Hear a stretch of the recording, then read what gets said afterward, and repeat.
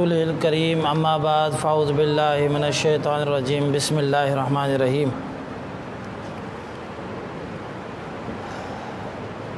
معزز سامعین کرام، آج آپ کے سامنے 26ویں پارے کا خلاصہ پیش کیا جائے گا۔ 26ویں پارے کے اندر سورۃ الاحقاف ہے، سورہ محمد ہے، سورہ فتح ہے اور سورہ حجرات بھی ہے۔ ان صورتوں کے اندر مختلف عنوانات اللہ تبارک و تعالی نے بیان فرمائے ہیں۔ خصوصاً سورہ احقاف کے اندر اللہ تبارک و تعالی نے شرک پر بڑی تنقید فرمائی ہے، اور جو اللہ کے ساتھ دوسروں کو شریک کرتے ہیں ان کو چیلنج بھی دیا ہے۔ ایک وجہ تو یہ ہے کہ یہ مکی صورت ہے، اور آپ حضرات کو معلوم ہے کہ مکی صورتوں میں 3 چیزیں کثرت سے بیان کی جاتی ہیں۔ ایک، اللہ تبارک و تعالیٰ کی توحید بیان کی جاتی ہے، اور اس توحید کے ضمن میں شرک کی نفی کی جاتی ہے کہ اللہ کے ساتھ جو دوسروں کو شریک کرتے ہیں اس کی نفی کی جاتی ہے۔ دوسرا، نبی کی رسالت کو بیان کیا جاتا ہے، اور تیسرا، مرنے کے بعد کی زندگی کو بیان کیا جاتا ہے۔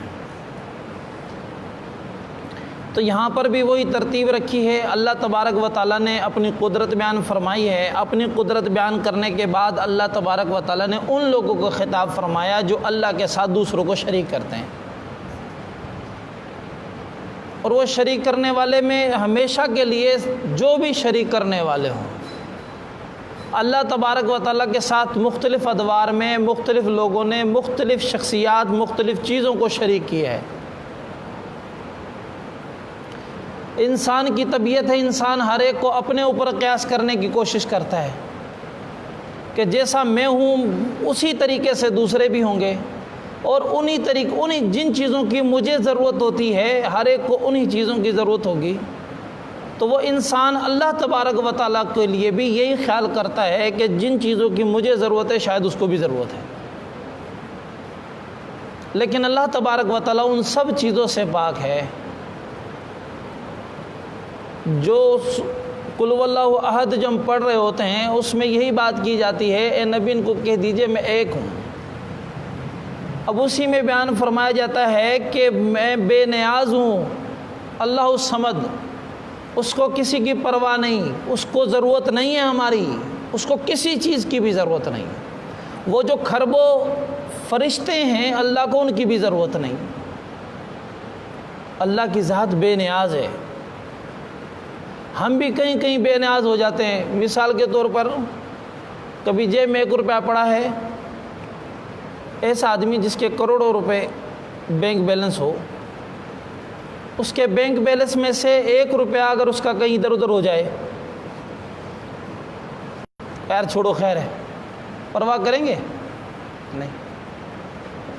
تو اللہ تبارک و تعالیٰ کے نزدیک جس طرح ہم اس 1 روپے کی پرواہ نہیں کر رہے ہوتے، اللہ کے نزدیک ساری کی ساری کائنات اور جو کچھ بھی مخلوقات ہے، اللہ کے سوا جو کچھ بھی ہے، اللہ کے لیے وہ 1 روپے سے بھی زیادہ کم ہے۔ اللہ ان کا محتاج نہیں۔ تو اللہ کے ساتھ بعض لوگوں نے مخلوقات کو شریک کیا، بعض لوگوں نے مخلوقات میں سے درختوں کو شریک کیا، چاند ستاروں کو شریک کیا، سمندر کو شریک کیا، نہروں کو شریک کیا، دریاؤں کو شریک کیا۔ دیکھیں کتنے بڑے بڑے دریا ہیں۔ اس ہماری دریائے سندھ کی بھی پوجا ہوا کرتی تھی، اور جو دریائے گنگا اور جمنا ہیں ہندوستان میں ان کی بھی پوجا بھی ہوتی ہے، ان کو مقدس بھی مانا جاتا ہے۔ اور کتنے جانوروں میں گائے کو مختلف مذاہب میں ان کو مقدس مانا جاتا ہے، کسی کے نزدیک کچھ اور مانا جاتا ہے، اور کچھ پھر لوگوں کو بھی اللہ کے ساتھ شریک کیا گیا۔ بعض نے تو اپنے لوگوں کو جو وہ شاید وہ اسلام آدم علیہ السلام سے جو مذہب آ رہا ہے اس کے ساتھ کوئی مقرب نیک ولی بزرگ تھے، ان کو بھی انہوں نے اللہ کے ساتھ شریک کیا۔ شریک کرنا اللہ تبارک و تعالیٰ کے کچھ پاور ان کو دینے کی کوشش کی۔ کبھی وہ اسلام میں ان کا وہ مقام نہیں تھا یا اسلام سے ان کا کوئی تعلق نہیں رہا، لیکن ان کو وہی خدائی طاقتیں دینا شروع کر دی۔ اور پھر جب اسلام کی تاریخ کو دیکھا جائے آدم علیہ السلام سے لے کر، تو نوح علیہ السلام کی قوم نے 5 بت بنا لیے تھے۔ یہودیوں میں دیکھا جائے تو عزیر علیہ السلام کو اللہ کا بیٹا کہنے لگ گئے تھے، عیسیٰ علیہ السلام کو اللہ کا بیٹا کہنے لگے تھے۔ ان کے لیے وہ چیزیں ماننے لگے جو اللہ تبارک و تعالیٰ کی ذات کے ساتھ تھی۔ مسلمانوں کی تاریخ میں دیکھا جائے تو مسلمانوں کی تاریخ میں بھی بہت ساری چیزیں ایسی آئیں کہ بعض حضور صلی اللہ علیہ وسلم کے لیے بعض وہ طاقتیں مشہور کرنے لگے، صحابہ میں سے بعض صحابہ کے لیے، بزرگان دین میں سے بعض بزرگوں کو وہ مقام دینے لگے۔ تو یہ چیزیں شروع سے ہی چلتی آ رہی ہیں۔ اللہ کی ذات کہتی ہے کہ اللہ کے علاوہ جو ہوگا وہ شرک ہے، میرے ساتھ میں اکیلا ہوں۔ لم یلد ولم یولد، نہ اللہ نے کسی کو پیدا کیا نہ وہ پیدا کیا گیا، وہ اکیلا ہے، تنہا ہے۔ اس کے ساتھ نہ ذات میں شرک جائز ہے نہ صفات میں شرک جائز ہے۔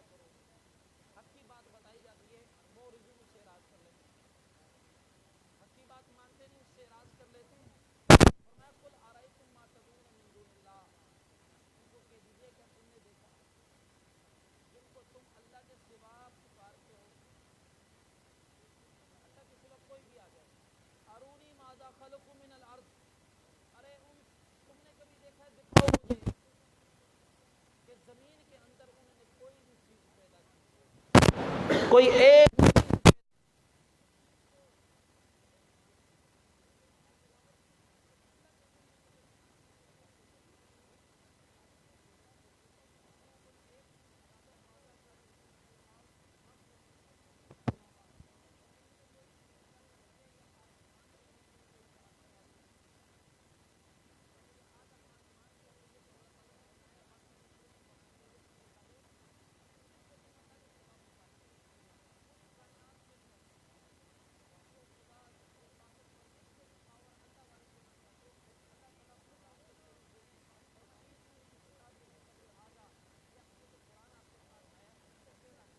دکھا دو۔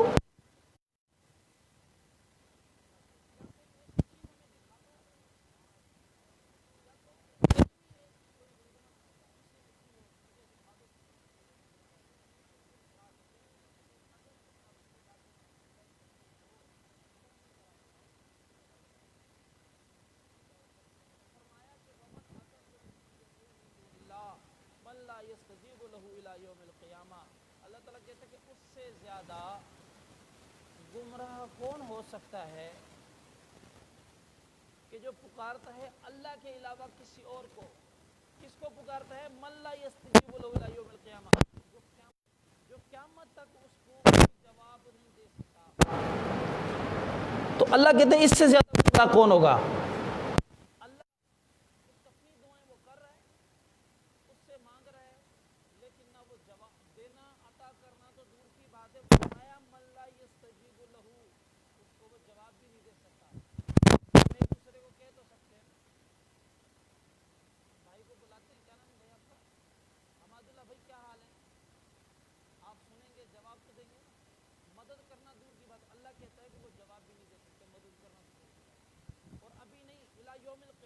قیامت تک وہ دعا نہیں دے سکتے. اور اس سے آگے کی بات اللہ نے بتا رہے ہیں اللہ کے علاوہ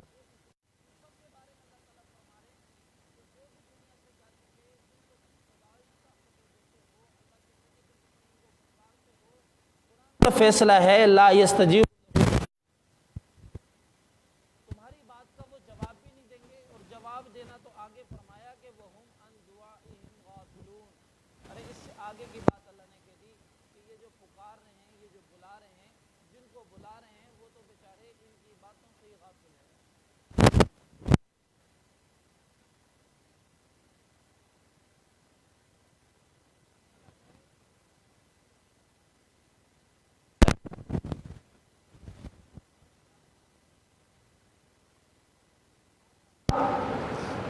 وَإِذَا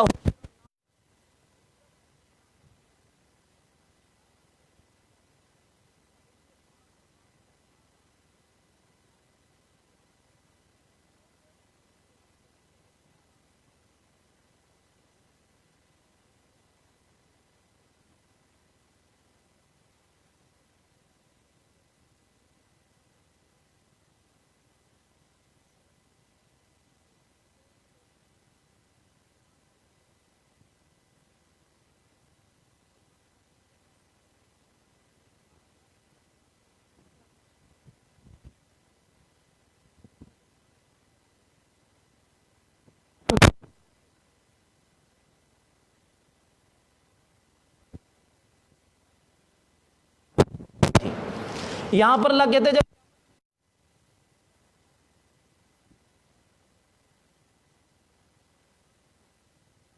شروع کر دی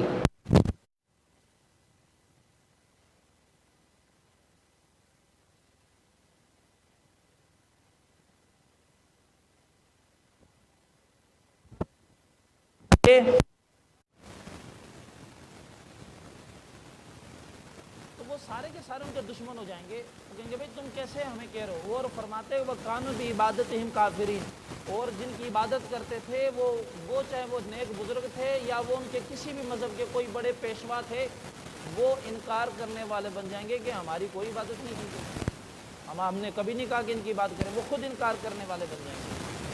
اور اس کے بعد وَإِذَا تُتْلَىٰ عَلَيْهِمْ آيَاتُنَا بَيِّنَاتٍ قَالَ الَّذِينَ كَفَرُوا لِلْحَقِّ لَمَّا جَاءَهُمْ هَٰذَا سِحْرٌ مُّبِينٌ. اب یہ بات تو اللہ نے وہاں آخرت تک ان کو بتا دی کہ جن کی تم عبادت کرو یہ تمہارے گلے پڑیں گے اور یہ انکار کر دیں گے، اور انکار کرنے کے بعد تمہارے لیے ہی وبال جان بن جائیں گے. آگے اللہ تعالیٰ ان کافروں کا دوسرا رخ بتا رہے ہیں کہ جب ان کے سامنے قرآن کی آیتیں پیش کی جاتی ہیں، تلاوت کی جاتی ہیں، تو وہ کہتے ہیں کہ ھذا سحر مبین، یہ تو بڑا جادو ہے. انکار کرنے والے بن جائیں. اور وہ قرآن کا اور ان کی فرماتے کہ انکار کل ام یقولون افترا، کہ کبھی کہتے ہیں کہ بھئی یہ اپنی طرف سے گھڑا گیا ہے، بنایا گیا ہے. اللہ تعالیٰ کہتے ہیں کہ قل، اے نبی ان کو کہہ دیجئے ان افتریتہ فلا تملکون لی من اللہ شیئا، اگر میں یہ خود بنا رہا ہوتا تو تم کسی چیز کے بھی میرے معاملے میں اللہ سے کسی چیز کے بھی مالک نہ ہوتے، سارا تم کر رہے ہوتے. اور فرمایا ہوا عالم بما تفیضون فی، جو تم حوالے تہمتیں لگا رہے ہو اس چیز کو اللہ جانتے ہیں. اور کفا بہ شہیدم بینی و بینکم، اللہ تبارک و تعالیٰ تمہارے اور میرے درمیان قیامت تک جو ہے وہ گواہ ہوگا اور وہاں پر فیصلے ہوں گے.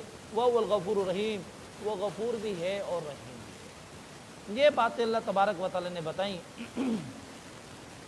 اور یہ بتانے کے بعد اللہ تبارک و تعالیٰ نے ہم سب کو بھی بتا دیا کہ جو لوگ بھی اللہ کے علاوہ کسی اور کو پکار رہے ہیں، کسی بھی صورت میں پکار رہے ہیں، وہ بڑی گمراہی میں ہیں. کھول کھول کر اللہ تبارک و تعالیٰ نے یہاں پر بتا دیا. ارے ایسا نہ کرو، ایسا کرو گے تو دنیا میں بھی نقصان اٹھاؤ گے اور آخرت میں بھی نقصان اٹھاؤ گے. آگے اللہ تبارک و تعالیٰ نے سورہ محمد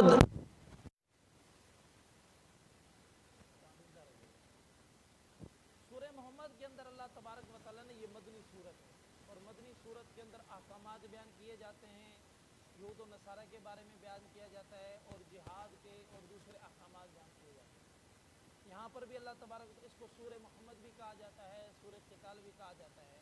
حضور صلی اللہ علیہ وسلم کا یہاں پر نام لیا گیا، 4 صورتوں میں نام لیا گیا حضور صلی اللہ علیہ وسلم کا، جس میں ایک یہ بھی ہے.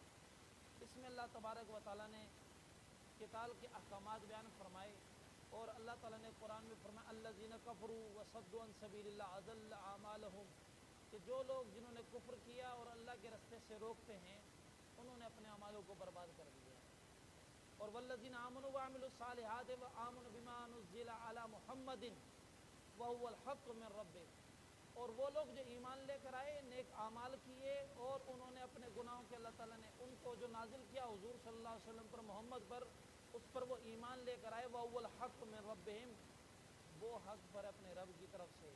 اللہ کیا انعام مل رہا ہے؟ فرمایا کفر عنہم سیئاتہم واصلح بالہم، اللہ تعالیٰ ان کے گناہوں کو بھی معاف کرے گا، ان کے حال کو بھی بہتر کرے گا۔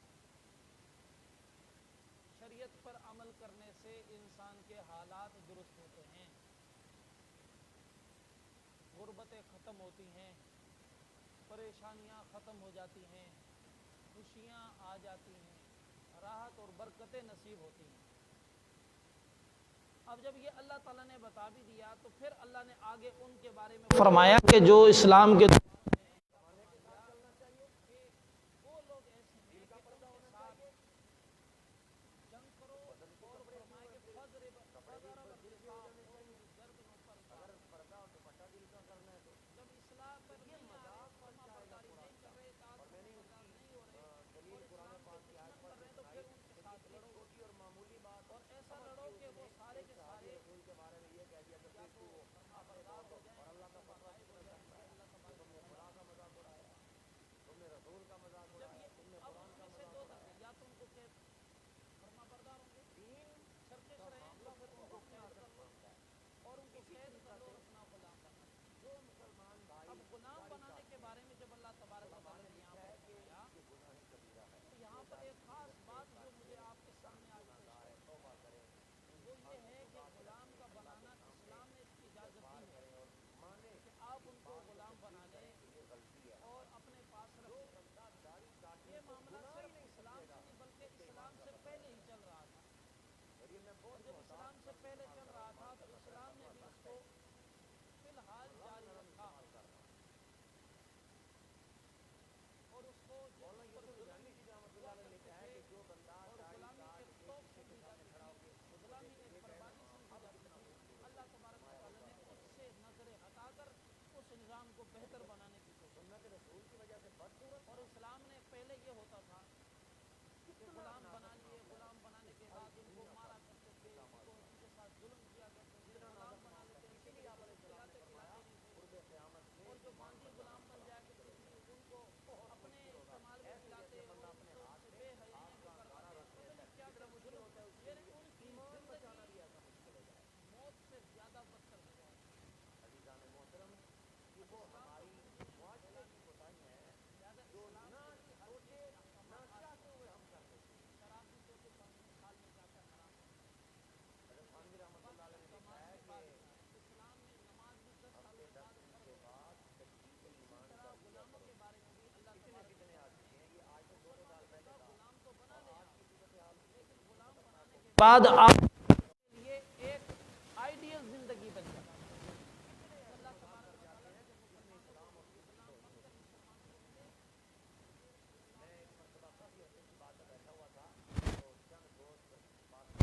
آؤ ان کو غلام فرمایا کہ جو اپنے غلاموں اپنے ماتحتوں کے ساتھ غلطی کرتا ہے تو کیا مطلب ان کی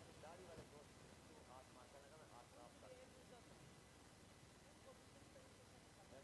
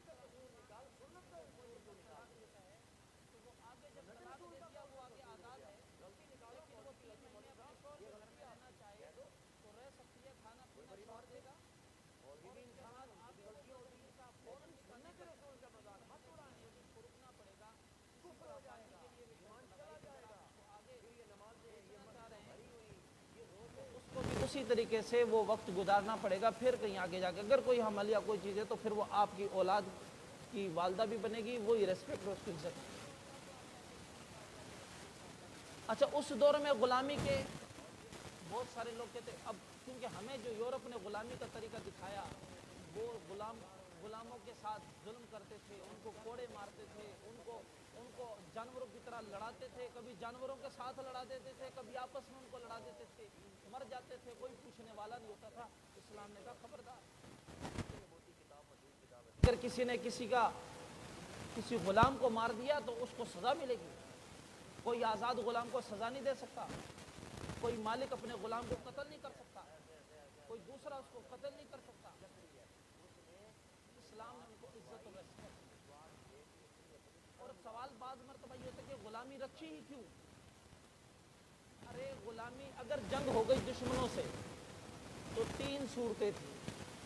دشمن ایسے تھے کہ قتل و غارت ہو رہی ہے, 2-4-500 ہزار آپ کے مر گئے, 2-4 ہزار 5 ہزار ان کے مر گئے, آپ نے ان کو قید کر لیا, وہ مل گئے. اب طریقے تھے 3, یا تو ادھر ہی ان کو قتل کر دیا جائے کیونکہ آپ نے ان کی زمین کو بھی قبضے میں لے لیا, سارا چیز ان کو ادھر بچوں کو, بوڑھوں کو, جوانوں کو, سب کو قتل کر دیں. ایک طریقہ یہ تھا. دوسرا طریقہ تھا ان سب کو قید میں جیل میں ڈال دیا جائے, ساری زندگی جیل میں رہیں, اور وہیں پر بچے ہیں, بوڑھے ہیں, ادھر ہی رہیں, ادھر ان کو کھانا پینا. جیل تو جیل ہی ہوتی ہے, آپ کو بھی پتہ ہے, تو جیل تو جیل ہی ہے. اور پھر ان دشمنوں کے لیے, جیل کے جو جان کے دشمن تھے, تو آدمی کہاں خیر خیر ان کے ساتھ کرتا ہے. تیسرا درجہ یہ تھا کہ ان کو مومنوں کے اندر تقسیم کر دیا جائے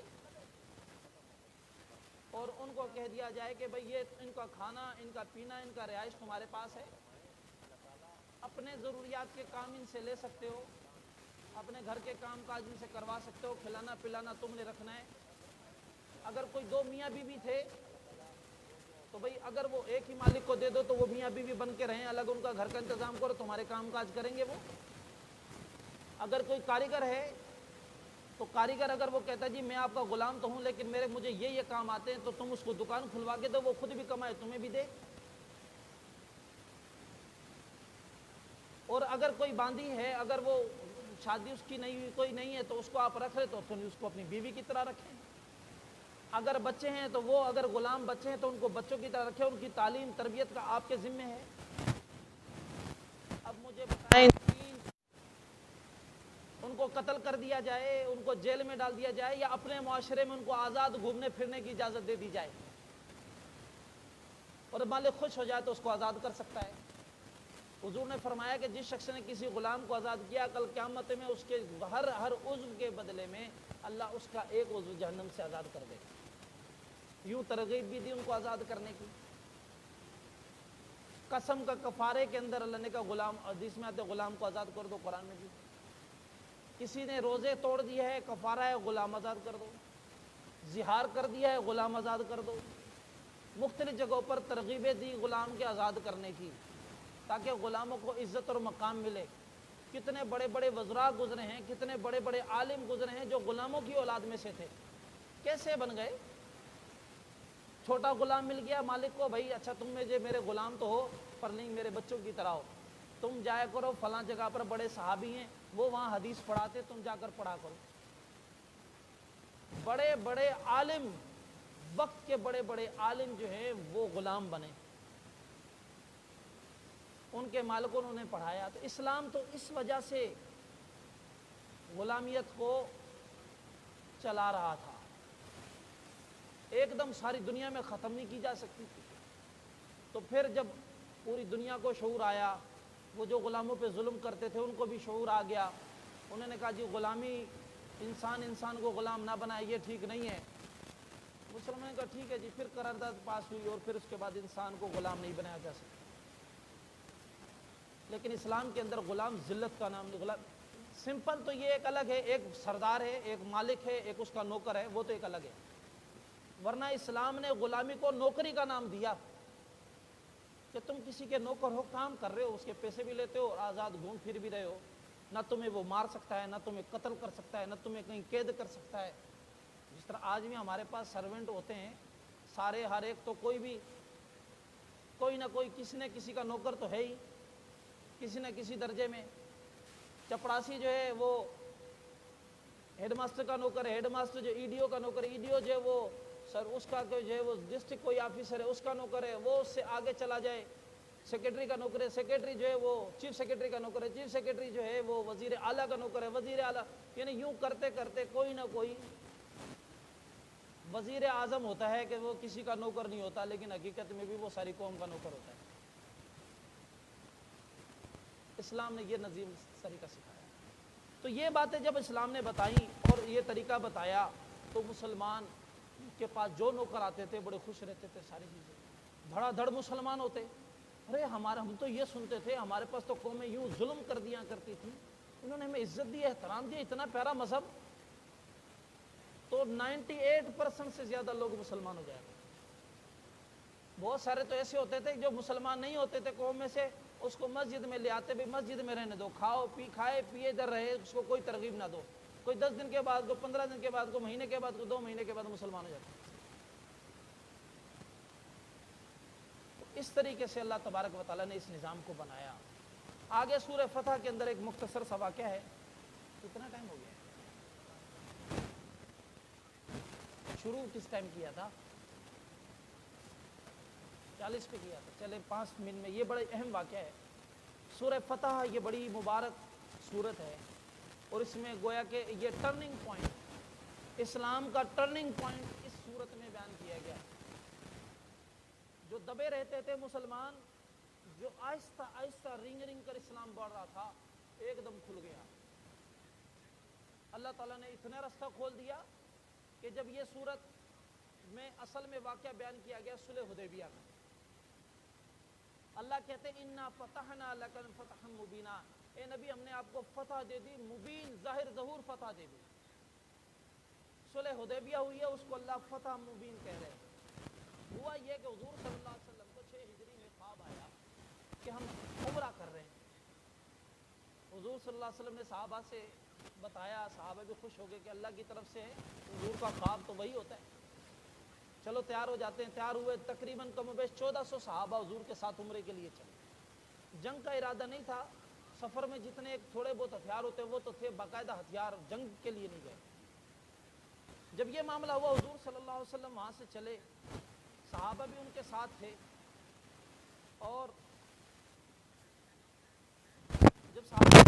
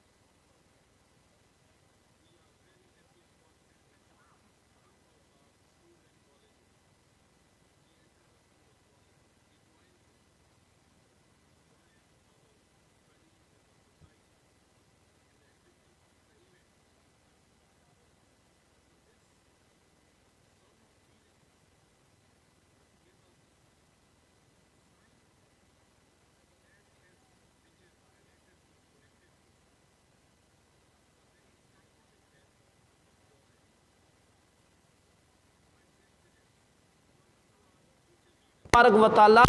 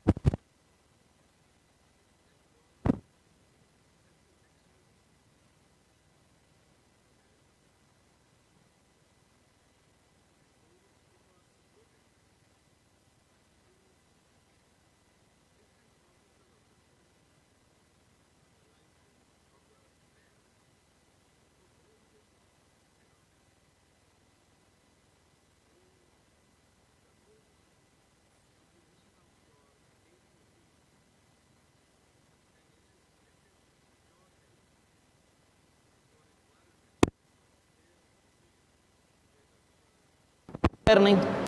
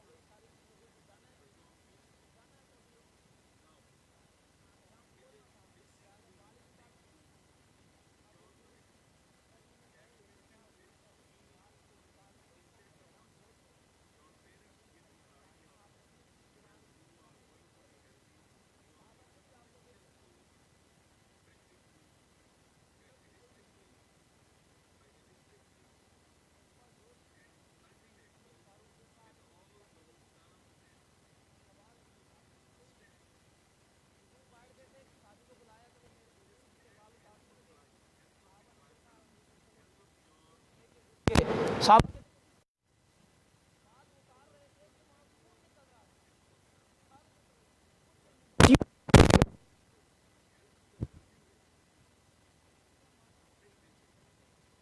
چلے کہتے ہیں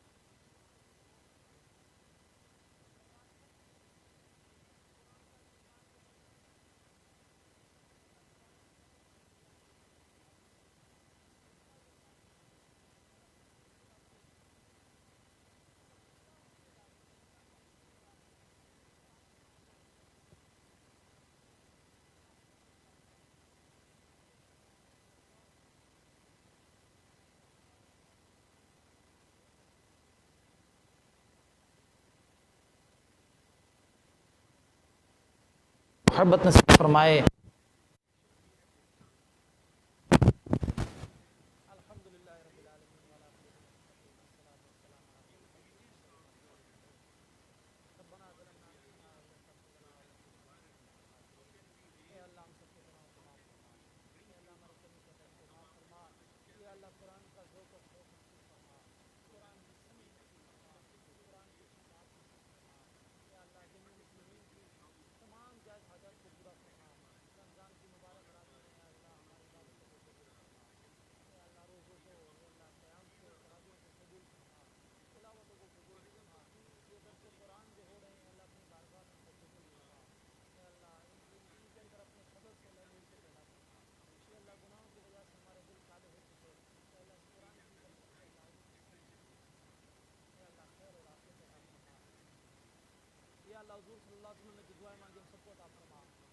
جو بھلائیاں مانگے ہم سب کو عطا فرما، جنہیں پاس سے پناہ چاہیے سب کو پناہ عطا فرما۔